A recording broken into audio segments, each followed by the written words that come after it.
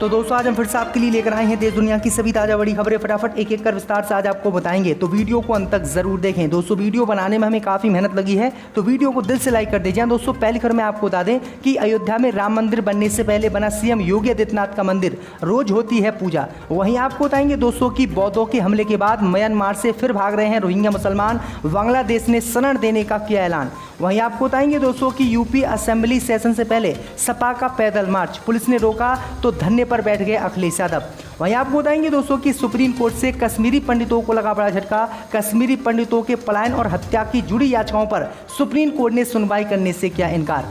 वहीं आपको बताएंगे दोस्तों कि मदरसों को बारूद से उड़ाने की धमकी देने वाले यति नरसिम्हानंद को होगी जेल, देर रात केस हुआ दर्ज। वहीं आपको बताएंगे दोस्तों कि द कश्मीर फाइल फिल्म को पीछे छोड़कर ब्रह्मास्त्र बनी साल की सबसे बड़ी फिल्म, कमाए 200 करोड़ रुपए से ऊपर। वहीं आपको बताएंगे दोस्तों कि बॉलीवुड एक्टर के कर सकते हैं आरएसएस को ज्वाइन, मोहन भागवत को किया है ट्वीट। तो दोस्तों सभी खबरों को आपको एक एक कर बताने वाले हैं। वीडियो को लाइक कर चैनल को सब्सक्राइब कर दें और हमें कमेंट करके बताएं कि आपके जिले किस राज्य से हमारी खबरों को देख रहे हैं। इसी बीच पर तो दोस्तों अगली खबर की ओर, तो अयोध्या में राम मंदिर से पहले बना सीएम योगी आदित्यनाथ का मंदिर, रोज होती है पूजा।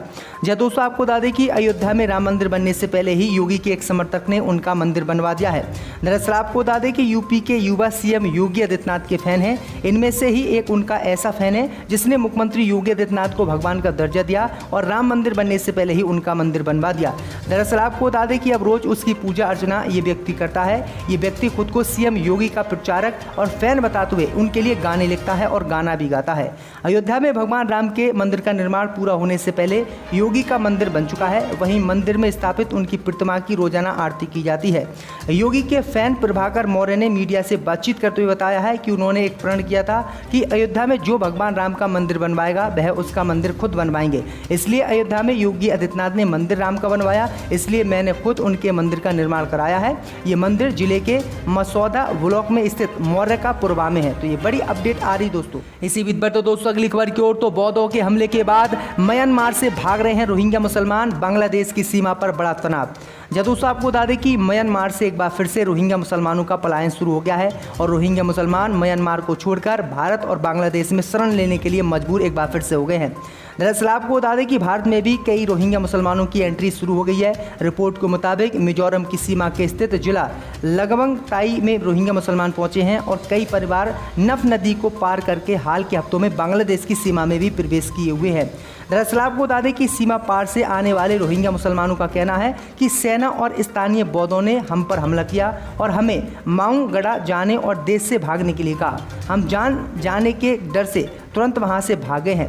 रिपोर्ट के मुताबिक उन्होंने पहले कुटुंब लोंग शिविर में शरण ली, लेकिन जैसे ही कानून लागू करने वालों ने उनकी तलाशी शुरू की तो वे दूसरे शिविर में चले गए। तो ये बड़ी अपडेट आ रही दोस्तों कि एक बार फिर से बौद्धों ने म्यांमार में रोहिंग्या मुसलमानों पर हमला किया, जिसके कारण जान बचाने के लिए वो बांग्लादेश और भारत की सीमा में शरण ले रहे हैं। वहीं आपको बता दें कि बांग्लादेश अपने देश में इनको आने नहीं दे रहा है, जिसके चलते बांग्लादेश की सीमा पर म्यांमार और बांग्लादेश की जो आर्मी है उसमें गोलाबारी भी शुरू है और हालात तनावपूर्ण बने हुए हैं। इसी बीच पर तो दोस्तों अगली खबर की ओर, तो यूपी असेंबली सेशन से पहले सपा का पैदल मार्च, पुलिस ने रोका, अखिलेश ने सड़क पर लगाया डमी सदन। जब दोस्तों आपको बता दें कि उत्तर प्रदेश में आज से मानसूनी सत्र शुरू हो गया। मुख्य विपक्षी दल समाजवादी पार्टी ने कानूनी व्यवस्था, महंगाई जैसे मुद्दों पर सरकार को घेरने का मन बना लिया। पार्टी के मुखिया अखिलेश यादव के नेतृत्व में सभी विधायक और एमएलसी पार्टी दफ्तर से विधान भवन तक पैदल मार्च निकाल रहे हैं। उधर पुलिस ने बैरिकेडिंग लगाकर यात्रा रोक दी। इसके बाद अखिलेश यादव सड़क पर ही विधायकों के साथ धरने पर बैठ गए हैं। पुलिस द्वारा मार्च रोके जाने के बाद अखिलेश यादव अपने विधायकों के साथ सड़क पर धरने पर बैठ गए हैं। वे यहाँ डमी सदन चलाएंगे। सदन का पहला दिन है, इसलिए सड़क पर ही श्रद्धांजलि सभा का आयोजन किया जाएगा। अखिलेश यादव के अलावा वरिष्ठ नेता राम गोविंद चौधरी अपने साथ के कार्यकर्ताओं के साथ अलग सड़क के किनारे पर बैठे हैं। समाजवादी पार्टी पहले भी इन सवालों पर धरना देना चाहती थी। तो ये बड़ी अपडेट आ रही है। तो दोस्तों अगली खबर की ओर, तो सुप्रीम कोर्ट से कश्मीरी पंडितों को लगा बड़ा झटका। कश्मीरी पंडितों की हत्या और पलायन से जुड़ी याचिका पर सुनवाई करने से कोर्ट ने किया इनकार। जब दोस्तों आपको बता दें कि कश्मीरी पंडितों को आज सुप्रीम कोर्ट से बड़ा झटका लगा है। सुप्रीम कोर्ट ने कश्मीरी पंडितों की हत्या और पलायन को लेकर दायर की गई याचिका पर सुनवाई करने से इनकार कर दिया। कोर्ट ने याचिकाकर्ता को याचिका वापस लेने और उचित उपाय तलाशने की अनुमति दी। याचिका टीकालाल टपलू के बेटे आशुतोष टपलू ने दायर की। टीकालाल टपलू को JKLF आतंकवादियों ने 1989 में मौत के घाट उतार दिया था। सुप्रीम कोर्ट की सलाह पर आशुतोष टपलू ने अपनी याचिका वापस ले ली है। उनके द्वारा दायर याचिका में कहा गया था कि 32 साल बीत गए हैं, परिवार को ये भी नहीं पता कि मामले में किस तरह की जांच हुई है, परिवार को एफआईआर की कॉपी तक नहीं दी गई है और कश्मीरी पंडितों को मारा गया, हत्या की गई। उन्होंने पलायन किया, दिल्ली में आकर रहे, देश के अलग अलग राज्यों में आकर रहे, लेकिन उनकी कोई भी सुनवाई नहीं हुई। उनकी ज़मीन पर भी अन्य लोगों का कब्जा है, इसलिए सुप्रीम कोर्ट इस पर सुनवाई करे और इन लोगों को न्याय दे। लेकिन सुप्रीम कोर्ट ने इन याचिकाओं पर सुनवाई करने से साफ इनकार कर दिया और बड़ा झटका कश्मीरी पंडितों को। इसी बीच बढ़ते दोस्तों अगली खबर की ओर, तो अब्दुल्ला आजम के 2 दोस्त गिरफ्तार, अखिलेश यादव संग फोटो हुई थी वायरल। जब दोस्तों आपको बता दें कि सांसद आजम खान से मिलने दिल्ली पहुंचे अखिलेश यादव के साथ फोटो खिंचवाना अब्दुल्ला आजम खान के दोस्तों को भारी पड़ गया। पुलिस ने एक पुराने मामले में अब्दुल्ला आजम खान के करीबी दोस्तों अनवार और सलीम को गिरफ्तार कर लिया है, जिसके बाद रामपुर के सियासी गलियारों में घमासान मचा हुआ है। पुलिस की कार्रवाई के विरोध में सपा नेता और कार्यकर्ता रामपुर पुलिस अधीक्षक के बंगले पर जमा हो गए। गिरफ्तार किए गए युवकों को छोड़ने की मांग करते हुए जमकर नारेबाजी की और धरने पर बैठ गए। हालांकि अपर पुलिस अधीक्षक के आश्वासन के बाद धरने से उठे पुलिस गिरफ्तार किए गए युवकों से पूछताछ कर रही है। आपको बता दें कि 2 महीने पहले कुछ युवकों का जुआ खेलते हुए वीडियो वायरल हुआ था, जिसमें नजर आ रहे अनवार और सालिम समाजवादी पार्टी के विधायक अब्दुल्ला आजम के बेहद करीबी बताए जाते हैं। 2 दिन पहले अखिलेश यादव जब आजम खान से मिलने दिल्ली गए थे, वहां खींची गई तस्वीर में दोनों युवक दिखे। इसके बाद पुलिस एक्टिव हो गई और दोनों युवकों को गिरफ्तार कर लिया। तो ये बड़ी अपडेट आ रही दोस्तों। इसी बीच बढ़ते दोस्तों अगली खबर की ओर, तो मदरसों को बारूद से उड़ाने का ऐलान करने वाले यति नरसिम्हानंद के खिलाफ एफआईआर दर्ज, अब फिर से जाएगा जेल।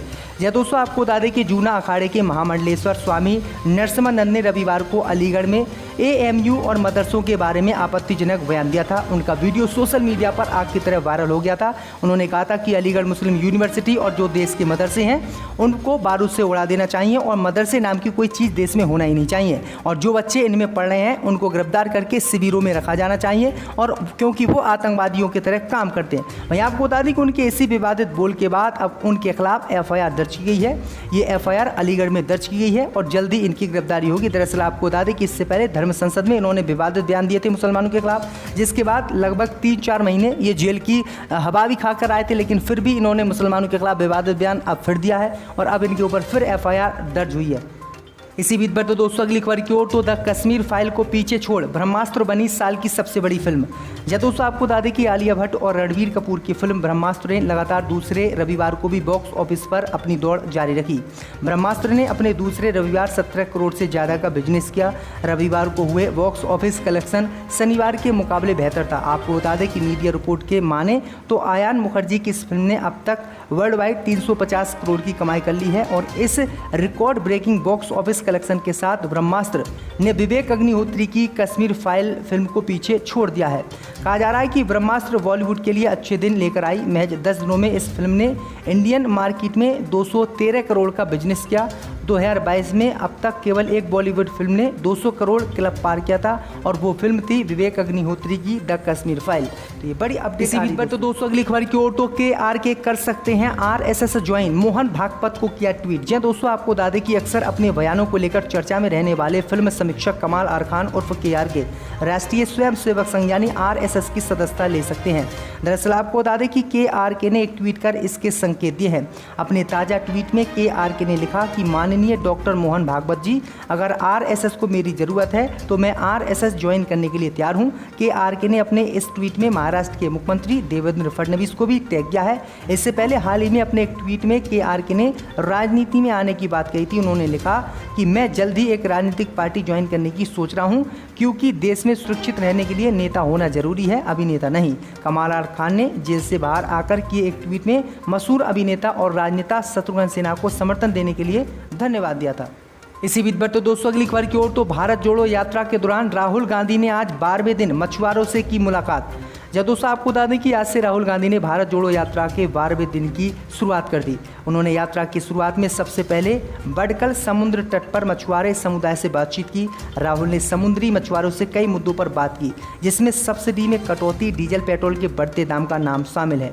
राहुल ने मछुआरों से महंगाई के कारण हो रही परेशानियों पर खास तौर से चर्चा की। इस बारे में राहुल के करीबी और पार्टी के वरिष्ठ नेता जयराम रमेश ने ट्वीट कर संपूर्ण जानकारी दी। उन्होंने लिखा कि राहुल गांधी ने ईंधन की बढ़ती कीमतों, सब्सिडी में कटौती, कम होते मत्स्य भंडार, पेंशन न मिलने, शिक्षा के अपर्याप्त अवसरों और पर्यावरण को हो रहे नुकसान संबंधित चुनौतियों पर सुबह 6 बजे आलपुच्छा के बडकल समुद्र तट पर मछुआरा समुदाय से बातचीत की। बता दें कि राहुल की भारत जोड़ो यात्रा आज पुन्नपरा से शुरू हुई, जिसमें कई कांग्रेस नेता मौजूद रहे, जिनमें वरिष्ठ नेता के मुरलीधरन, के सुरेश, रमेश चेन्नीथला, केसी वेणुगोपाल और केरल विधानसभा में विपक्ष के नेता वीडी सतीसन का नाम शामिल है। ये यात्रा 16 किलोमीटर की दूरी तय करने के बाद कलाबूर पहुंची। तो ये बड़ी अपडेट आ रही दोस्तों कि आज राहुल गांधी को 12 दिन हो गए हैं भारत जोड़ो यात्रा पर और लगभग ये यात्रा 150 दिन चलने वाली है।